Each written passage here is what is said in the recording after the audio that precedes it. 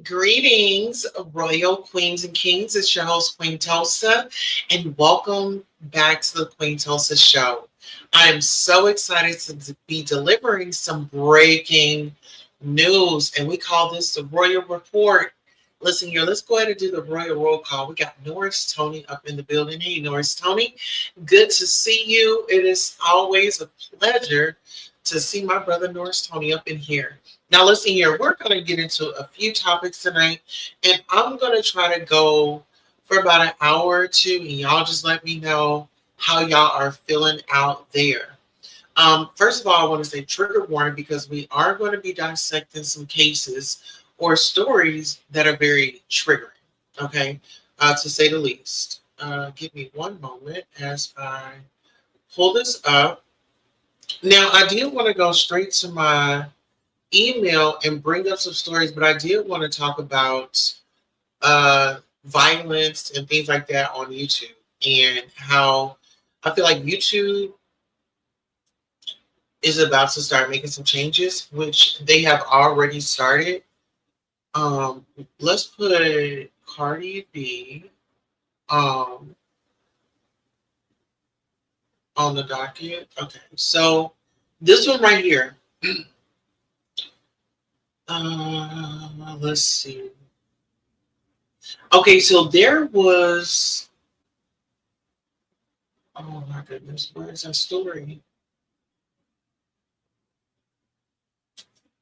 Okay, so there was a story here in Tulsa, and actually, let me go ahead and bring it up.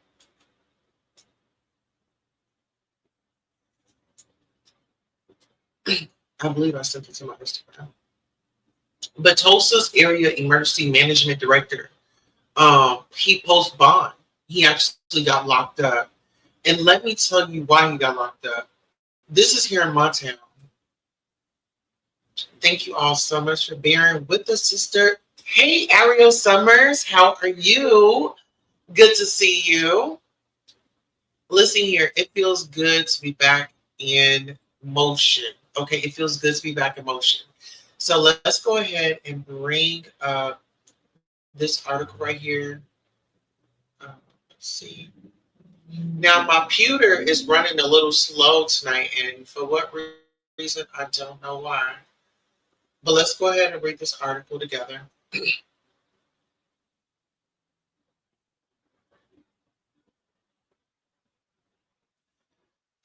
Okay, Tulsa Area Emergency Management Director posts bond following arrest on child pornography charges. Tulsa County deputies arrested Tulsa Area Emergency Management Executive Director Joseph Cracklin on Thursday morning for possession of child P. According to the sheriff's office, he's since been released on a $50,000 bond. Thursday, August the 7th, 2025. The executive director of the Tulsa Area Emergency Management Agency, TAMA, TAEMA, was arrested Thursday morning accused of possessing child P, according to the Tulsa County Sheriff's Office. Detectives said Joseph was taken into custody early Thursday morning and charged with one count of possession of child P. He was booked into the jail, posted a $50,000 bond, and has since been released. Excuse me, you all. New on Six, News on Six reached out to Mr. Carlick for comment, but has not received a response. Tulsa County Sheriff Vic Regalado held a press conference Thursday morning and said investigators served a warrant at Clorac's home around 6 a.m. following a tip from the Internet Crimes Agent Children ICAC Task Force. TCSCSO press conference from August the 7th, held at 10:30 a.m. on this incident is available. Let's go ahead and take a look. Everybody ready? All good? All right, well, thank you for being here today. Before we get started, I want to introduce several people. Commissioner Stan Celia here, investigators from our Child Predator Unit. District Attorney Steve Kunzweiler and County Commissioner Lonnie Sims are here today. Also present in the back, and thank you for being here, Chief Larson from Tulsa Police Department. This morning at approximately 6 a.m., a search warrant was executed on the residence of Joe Krylicek, the director of the Tulsa Area Emergency Management Agency, otherwise known as TEMA. The warrant stemmed from an investigation initiated by a tip from Internet Crimes Against Children. During the course of this ensuing investigation, numerous images and videos consistent with violations of Oklahoma's child pornography laws were found on the social media account that was linked to Mr. Krylicek through an IP address. Mr. Krylicek was arrested for the following crime: possess, procure, manufacture, sell, or distribute child sexual abuse material. Aside and separate from today's arrest, I would tell you that child sex abuse is widespread and continues to rise with devastating effects on our children and their families. Therefore, we will continue to be vigilant in identifying and apprehending these predators. It is imperative that we continue to work with our state, federal, and local law enforcement, and equally important is our partnership with the community. These individuals hide in plain sight and eat, sleep, and live among us. No one is immune from these types of criminal activities. That is the reason that in 2020, we started our Child Predator Unit, which will continue to aggressively target and arrest these individuals that prey upon our children. I would like to recognize two of our investigators, Matt Gray and Jason Weiss, for their diligent work in this investigation. I would also like to thank the Oklahoma State Bureau of Investigations for providing the resources during the course of this investigation. This case is ongoing until we are satisfied all evidence has been recovered and there are no other potential suspects linked to this case. Then it will be in the hands of our very capable district attorney's office. At this time, we'll answer any questions that you may have. Nick, this is one of your colleagues. You guys do this every day, trying to fight to take down these predators. How tough is it for you guys to know that this is a colleague? Well, it is tough, and it's a violation of the trust not only amongst his fellow colleagues, but the people that we serve, the citizens of Tulsa County. But it goes to my point again that these individuals that commit these types of crimes come from all walks of life, and that's why it's imperative that our partnerships with the community is extremely important. If you see something, hear something, know something, you have to report it. I don't think I have to remind everybody that these types of crimes target our most valuable treasure, and that's our children.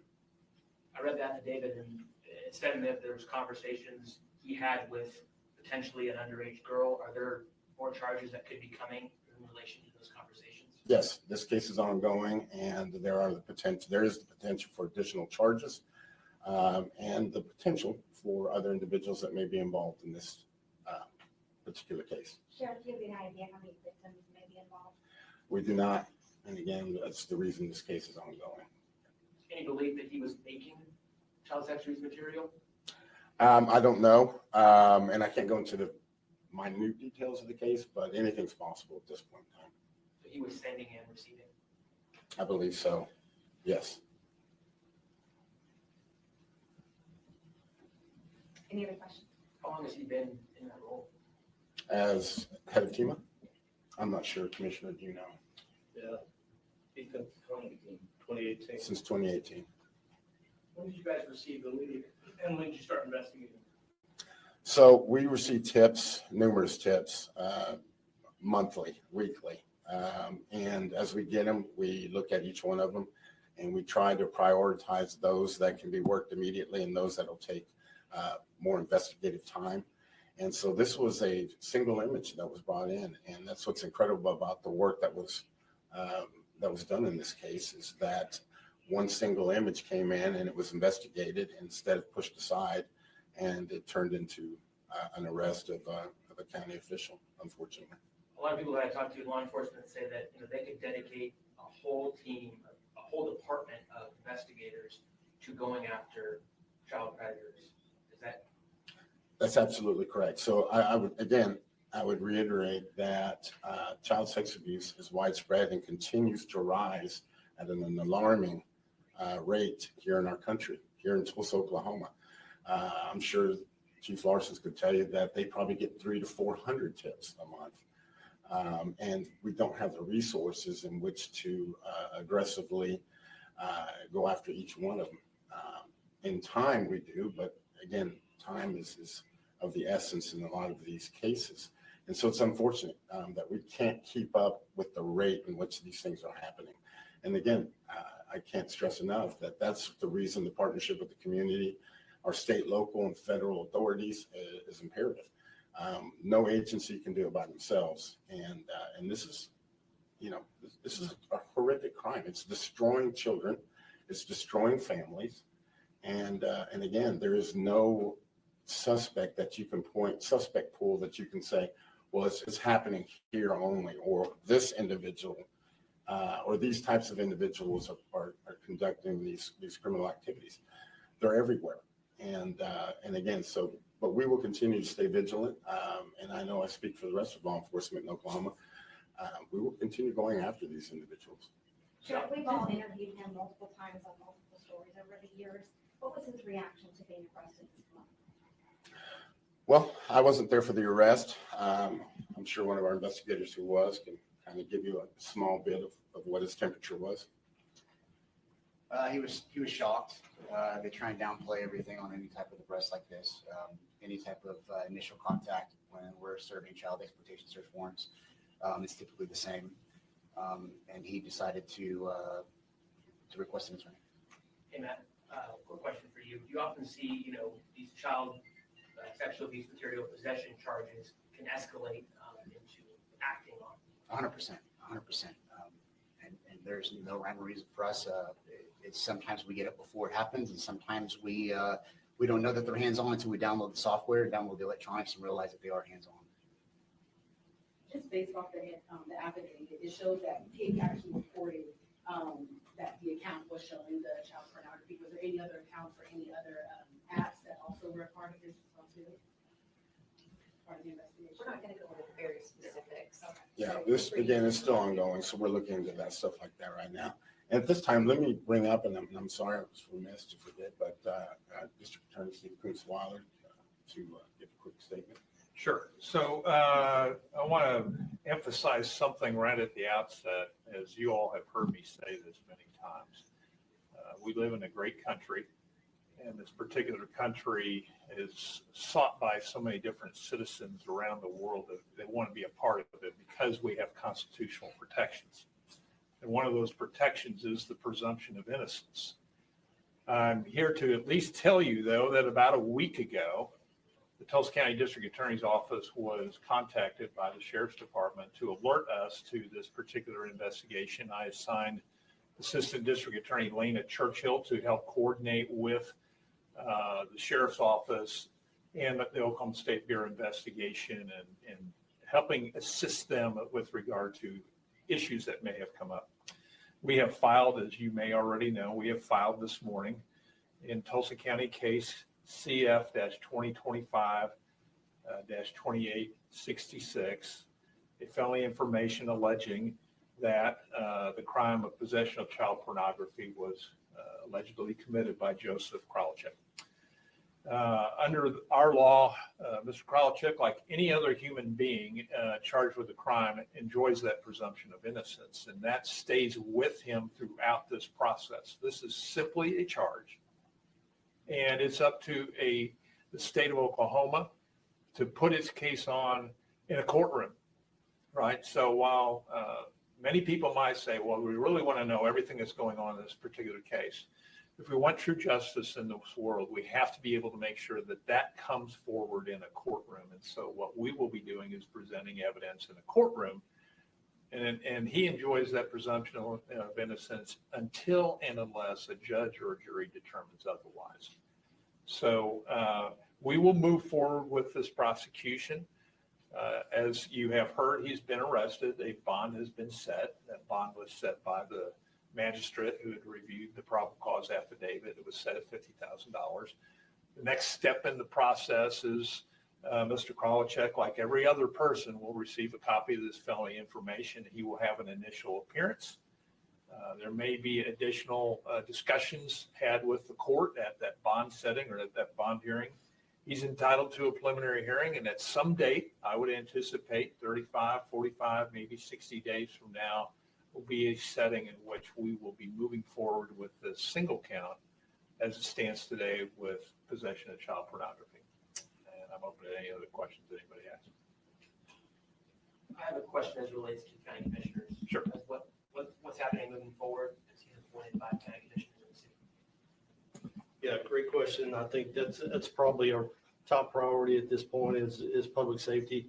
Reached out to the deputy director of TEMA just to make sure that organization, obviously they're responsible for a lot of things when it comes to emergency response within our community.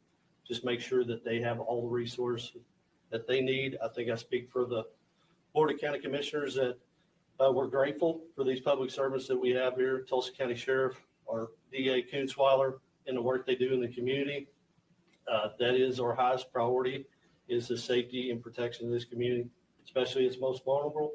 So we appreciate you being here today to get this information out. Again, I think District Attorney Kunzweiler said it.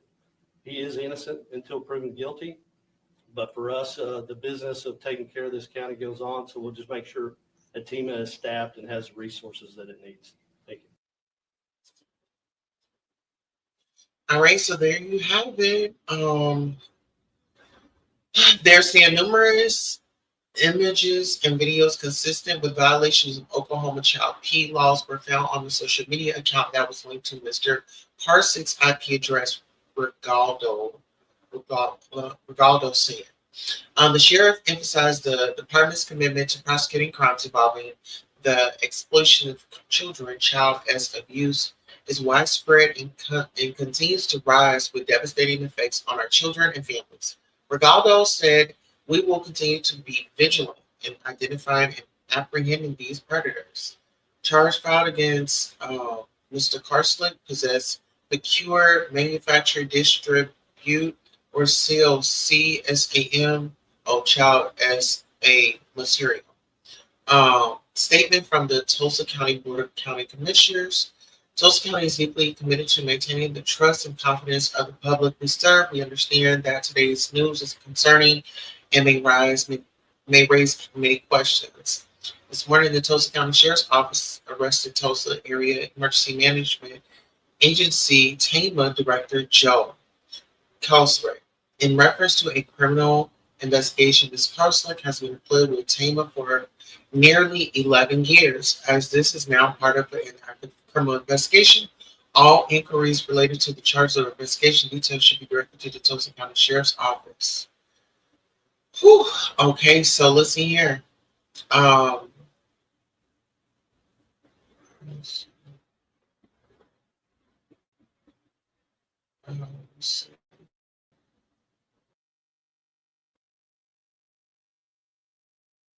He's got a bond. He's now out, and we got to figure out when his next court date is, and we could do, I'm going to put follow up on this case. So we're going to do a follow up on this case, but you heard it there. News on 9, they definitely covered it. So that's what's out there. Let me go ahead and move on to our next story. All right, so our next story is actually going to be coming from, let's see.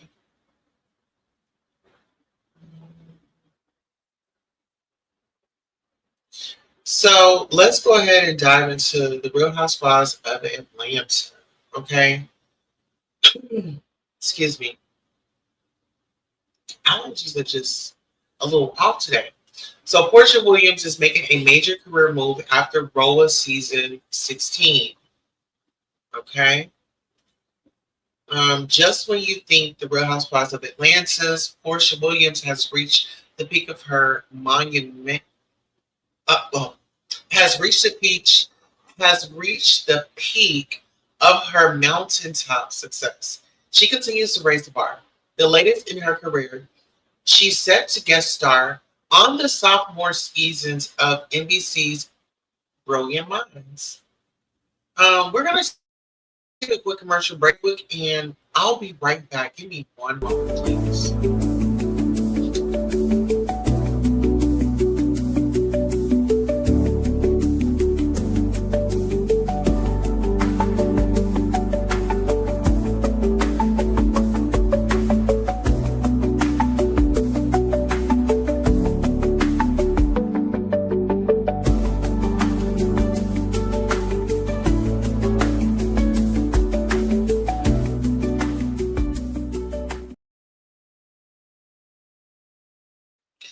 right, that's better. Listen here. These allergies I don't know. It's like I got like a little allergy. I was outside the other day. Actually, the other night, I come in and well, actually, it was last night. I was cleaning up and child, I got the sneezing, out the sneezing, out the sneezing, out the sneezing. And I'm just like, whatever it is, let's go ahead and let it ride on out. But let's get back into the hot topics, the breaking news, or the Royal Report, as we call it here. Porsche shared the announcement via Instagram on July 31st, posting screenshots of the news as covered by Variety and additional publications. Brilliant minds, here we come, Porsche captioned her post, adding a strong arm emoji. A host of Bravo Labs shared their excitement in the comments, including Phaedra Parks, Cynthia Bailey, and Kim Zolciak. Details about Portia's guest role on NBC's Brilliant Minds. Per Variety, Portia is set to appear as Bitsy on season 2 premiere of Brilliant Minds. Bitsy is described as an affluent Upper West Side housewife who sees Dr. Carol Pierce, Tamburella Perry, at her private practice. What's more, she knows all the gossip about everyone on every medical board in New York City. Oh my God, Portia's going to be so great for that. All right, let's get into it. The first episode of the second season premieres Monday, September the 22nd, 2025 at 10/9 Central on NBC and will stream the following day on Peacock. Oh my God, y'all, the way that I'm so excited for Portia, the way that I'm so excited for this lady, it don't make no sense. It don't make no sense, y'all. Listen here. Just for the record, let's go ahead and have a quick commercial from our girl Portia Poo. Okay, we'll be right back.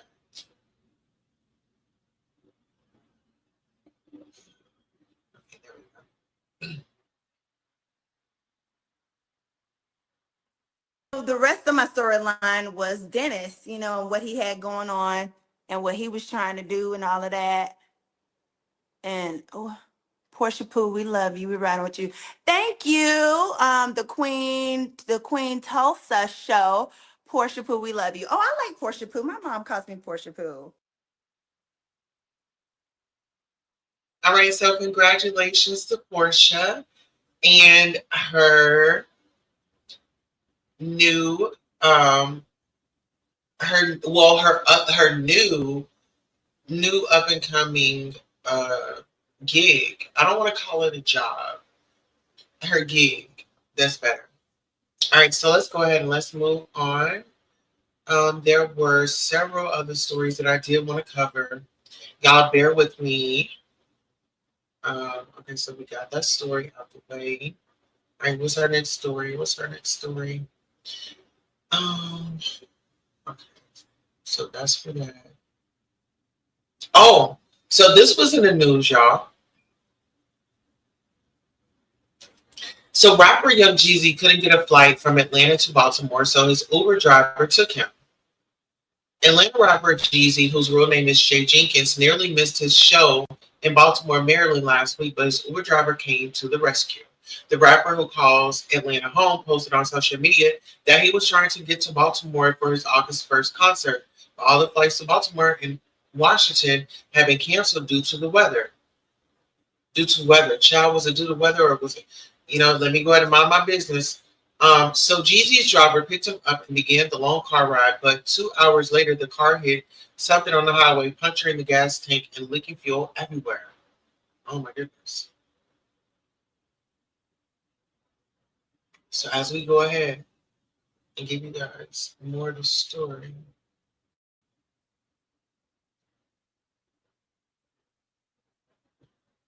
His next option was to charter a jet from South Carolina to Baltimore, but flights in the area had also been canceled. Running out of options, the rapper called an Uber to take him to a rental car business at the airport. There was no way I was missing out on Baltimore, Jeezy wrote.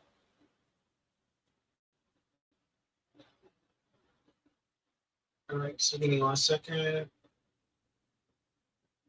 Instead of taking them to the airport, Jeezy told the driver he'd take them. Instead of taking them to the airport, Jeezy told the driver if he'd take him all the way to Baltimore, he would pay whatever price the driver wanted. And he agreed. After a 10-hour drive, Jeezy said his Uber driver, Tanner, got him to the concert venue just 10 minutes before the performance. I told him he made a lot of people happy tonight. The rapper posted on social media.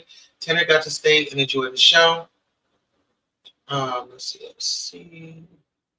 Jeezy is celebrating 20 years of Thug Motivation 101 and with a 23-city black tie event with a live symphony orchestra, including stops in Atlanta and Baltimore.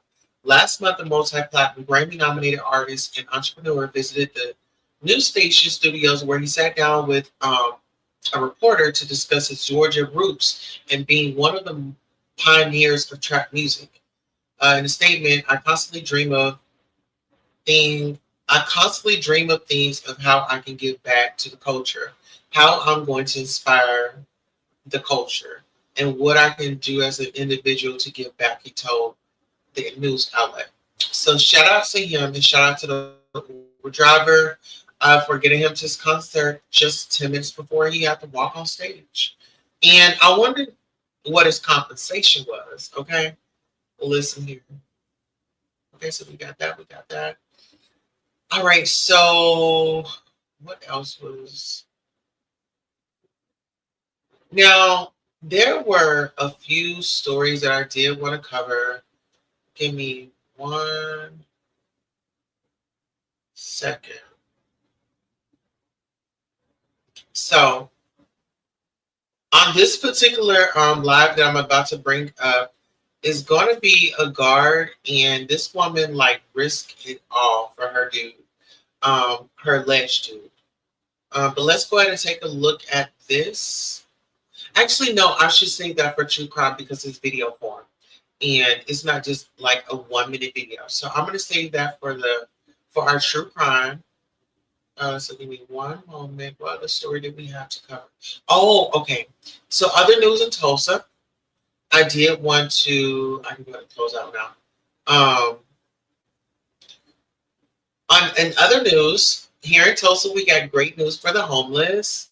Listen here. The Tulsa mayor unveils $6 million plan to move 300 homeless residents into apartments, not a cookie cutter type of program. Now, get into this. The Safe Move Tulsa initiative would house about 150 people who currently live on the street and 150 people who live in homeless shelters. The city would pay their rent for a year to live in an apartment across Tulsa. Okay? Now, the Tulsa Mayor Monroe Nichols presented a pilot program to the city council that will pay for housing for 1 year for 300 people who are currently homeless. It is really about meeting people's needs. So if you think about it, this is not a cookie cutter type of program, that said Nichols. Mayor Nichols says fixing the homeless problem in Tulsa is his top priority. It's called Safe Move Tulsa. What is the plan? The Safe Move Tulsa initiative would house about 150 people who currently live on the street and 150 people who live in homeless shelters. The city would pay their rent for up to a year to live in apartments across Tulsa. Safe Move consists of core components that provide supportive housing that connects people to supportive services tailored to the individual or family needs, says Emily Hall, Tulsa Senior Advisor on Homelessness. Hall says that includes help finding a job, connecting people with addiction services, teaching them financial literacy, and more. What is the goal? The goal is within a 12-month time, they are able to maintain rent, said Hall. The city says once someone starts to pay their rent on their own, the housing will turn into their permanent home, and they will still have access to services. How much does it cost? The city says $6 million. Where will the money come from? The city already has $2 million set aside from COVID relief federal dollars, and the city council would have to approve to move $4 million from an old opioid settlement from an opioid settlement over the program.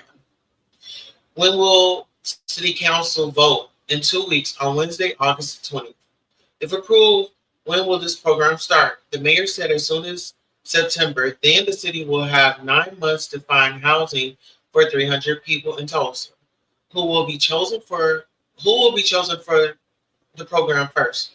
The city says people in shelters will start the program first to make more room for people who are out on the street. Is there a possibility that the pilot program will continue? Nichols says that the program is a success. The city could spend more money next year to give more homeless people free housing for a year.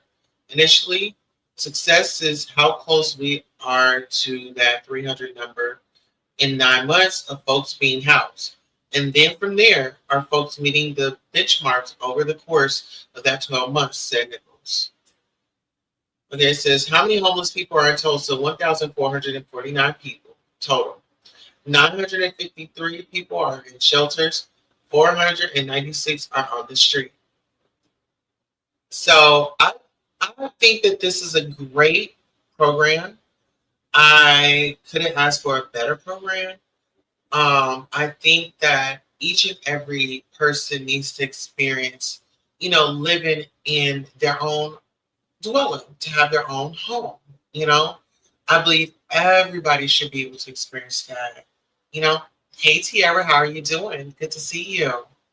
And the Pisces 888. Good to see you too, my love.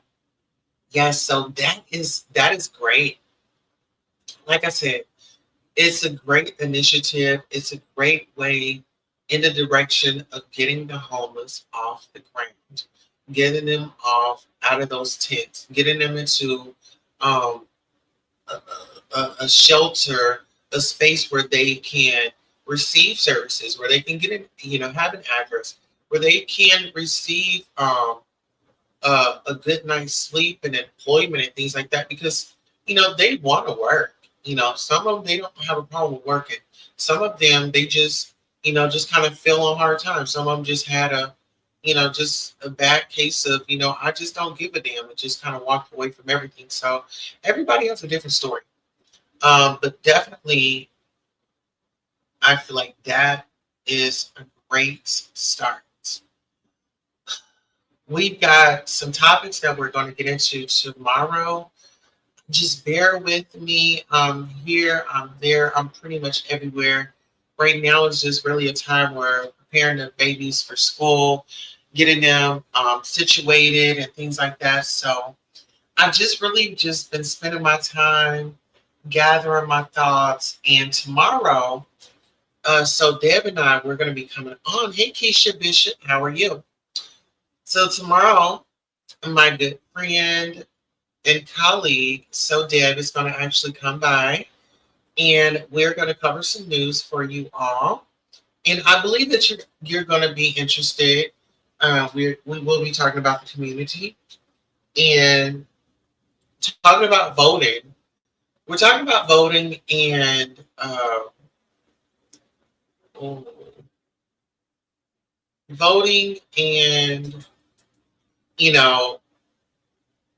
if your partner votes one way, you vote another way, does that stop the love?